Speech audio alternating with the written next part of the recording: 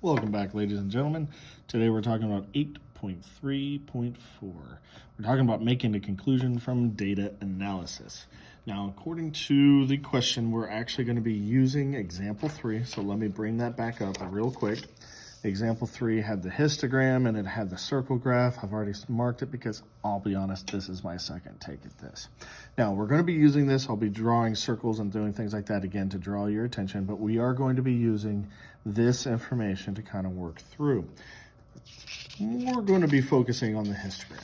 So what we're looking at is which statement cannot be made using the data analysis. In other words, which one doesn't make sense? Which one can we not support? Which one is not going to be absolutely proven just by reading or understanding how to read the graph? These questions are great because standardized questions or standardized tests are full of questions like these. So we want to spend time thinking about this. Remember, thinking helps take short-term into long-term as long as we're thinking about what we're doing. If we're only doing, we're not learning. So 12% of the class completed less than 10 push-ups. Let's take a look. 12% of the class completed less than 10 push-ups. Here's the 10. How many completed less than? Well, remember, we figured out 3 had done less than. We're talking about 25 total students, so it takes 4 groups of 25 to get to 100 or 100%. So the same 4 times 3 is 12. So that would be 12% of the class completed less than 10 push-ups. Is that correct? Well, yeah.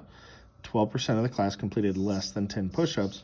3 would represent 12% of the total population. So A cannot be the answer. I'm going to mark it X over here, meaning not the answer. 5 students completed at least, here's a catchy phrase, and at most 19 push-ups.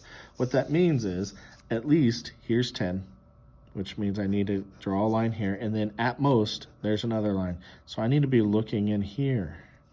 Well, this says 5 students completed at least 10 push-ups and at most 19 push-ups. Well, here's 5. They are at least 10, at most 19. So 5 students did. Well, that did is not a cannot. So that cannot be true.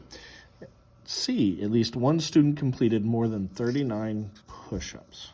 Okay, well, where's 39? Here. Completed more than, which means this interval cannot be counted. However, this can, completed more. Well, we already knew that there was 1 that completed somewhere between 40 and 49. And this says at least 1 student completed more than 39 push-ups. So this cannot be true. Now, most of us would go ahead and mark D and move on. Here's the problem. Sometimes Mr. Spees is wrong. Let's check ourselves. 29% of the class completed 30 or more push-ups.